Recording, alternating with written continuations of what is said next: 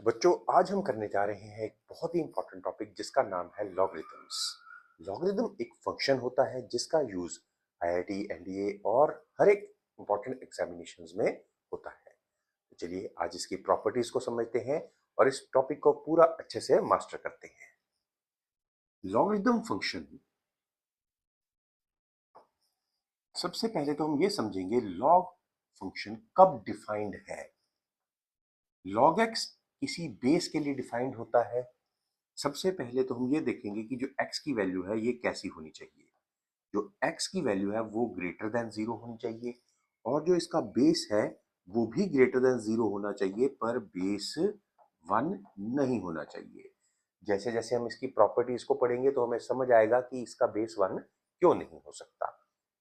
Log एक function है, that means it will give an output, unique output. ठीक है, x की किसी भी वैल्यू के लिए ये एक यूनिक आउटपुट देगा। पर x की वैल्यूज क्या हो सकती हैं वो हमने पढ़ा कि x की वैल्यूज हमेशा पॉजिटिव हो सकती हैं और जो बेस है वो या तो पॉजिटिव हो सकता है और बस 1 नहीं हो सकता। राइट, तो अब इसकी हम नेक्स्ट फॉर्म को समझेंगे, that is called exponential form. अगर log x जिसका बेस a है ये इक्वल्स टू y दिया गया है तो x की value equals to a raise to the power y रहेगी। राइट, इसी वजह से हम समझेंगे कि जो बेस है वो 1 क्यों नहीं दिया गया। अगर यहाँ पे बेस 1 होता, a की वैल्यू 1 होती तो 1 raise to the power y कुछ भी हम करते रहे वो 1 ही रहेगा। इस वजह से इसे हमने बेस से हटाया है। Now some next properties are log 1 किसी भी डिफाइंड बेस के लिए हमेशा कैसा होता है, 0 होता है। तो अब इन प्रॉपर्टीज को हम डिटेल्स में डिस्कस करते हैं। दूसरी प्रॉपर्टी है लॉग की कि log x जिसका बेस a हो प्लस log y जिसका बेस a हो। ऐसे जितने भी टर्म्स आए जिनका सेम बेस हो तो ये log सेम बेस के लिए वैल्यूज का प्रोडक्ट हो जाएगा। तीसरी प्रॉपर्टी है इसकी कि अगर ये log x to the base a plus log y to the base a, sorry, log x to the base a minus log y to the base a आ जाए तो it is log x by y। Then we have fourth basic property that log of x raised to the power m to some defined base a is equals to m log x to that base। जो ये power है x की power m ये आपकी front में आ जाएगी log के। So very important property. Next is again the most important property, that is called base changing property. इसे हम बेस चेंजिंग प्रॉपर्टी भी कहते हैं। इसकी 3 फॉर्म्स हैं बेस चेंजिंग प्रॉपर्टी।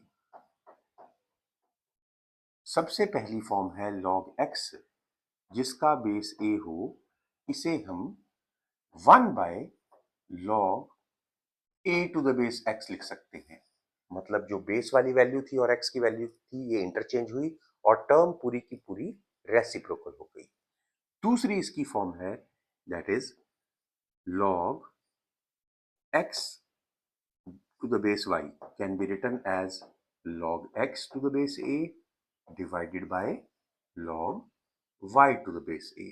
देखिए इसमें क्या हुआ, x जो ऊपर वाली वैल्यू थी, जो मेन वैल्यू थी x की वो ऊपर आ गई और जो बेस में वैल्यू थी वो log के साथ नीचे आ गई और इनका बेस कुछ भी हो सकता है जो डिफाइंड हो but must be same. Right, and the third property out of this will be log a to the base a। If the base and the x value is same then this value will be 1। आप easily यहीं से understand कर सकते हैं log x to the base y है, अगर दोनों की वैल्यू a होती है, सेम बेस और सेम वैल्यू होता तो ये आपस में कैंसल आउट होके 1 आपको रिजल्ट देता। Then the next property is if log a if log a is equals to log b to some defined base, this implies a is equal to b, right? And the seventh property is a raised to the power log of x to the base a is equals to x। अब हम next पढ़ते हैं कि हम log x जब एक defined base हमारा e होता है, जिसको हम नेचुरल लॉग भी कहते हैं, तो इसे ln ऑफ x से डिनोट किया जाता है without putting any base, because इसी का नाम है नेचुरल लॉग या लॉग नेचुरल। ठीक है, तो ये एक स्टैंडर्ड टेबल्स की तरह हमारी बुक्स में भी अवेलेबल होता है, जिसके साथ हम लॉग की वैल्यूज को देख सकते हैं। अगर यहीं पे अगर हम एक प्रॉपर्टी, जो लास्ट हमने प्रॉपर्टी पढ़ी थी, उसमें अगर e की पावर में ln ऑफ x लिखा गया है, अब देखिए आप इसको कैसे लिख सकते हो, e की पावर log ऑफ x लिख सकते हो, जिसका बेस भी e है। That means this will be equal to x only. ये क्वेश्चन हमें मोस्टली इंटीग्रेशन या डिफरेंशिएशन जैसे पेपर्स में दिखाई दे सकता है। Then next is the graphs of logarithmic functions.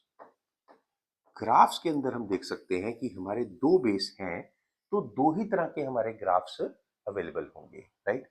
तो सबसे पहला हमारा ग्राफ है ये, जिसके अंदर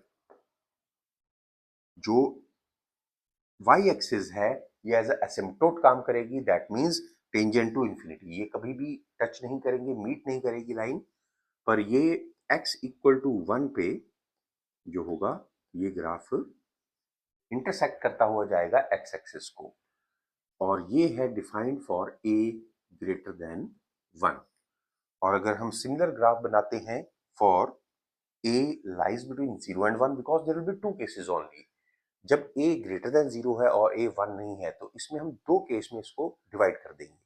one is a lies between 0 and 1, क्योंकि उसके अंदर प्रॉपर्टीज कुछ और रहने वाली हैं, और a ग्रेटर देन 1 उसके अंदर भी प्रॉपर्टीज कुछ डिफर करेंगी।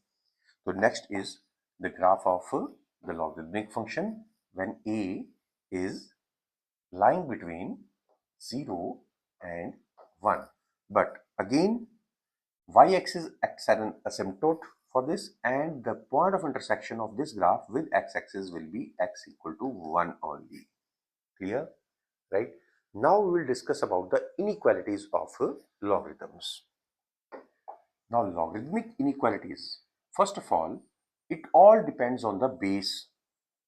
If log x to the base a is greater than y, this implies, अब देखिए हम इसको लॉगरिथमिक से एक्सपोनेंशियल फॉर्म में तो ले जाएंगे, but all depends on base.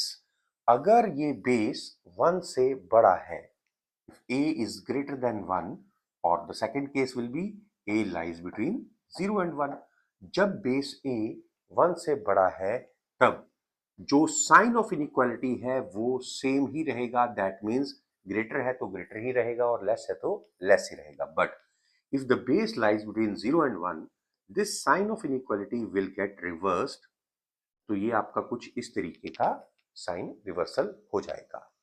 Similarly, we can see that if we compare two logarithms in an inequality like this, if log x to the base a and log y to the base a, again there will be two cases because the base is the deciding factor. If a is greater than 1, then the sign of inequality will remain same. If it is greater, then it remains greater. If it is less, it will remain less. So it will change, the sign of inequality will change if the base lies between 0 and 1. So these are some basic properties of logarithms.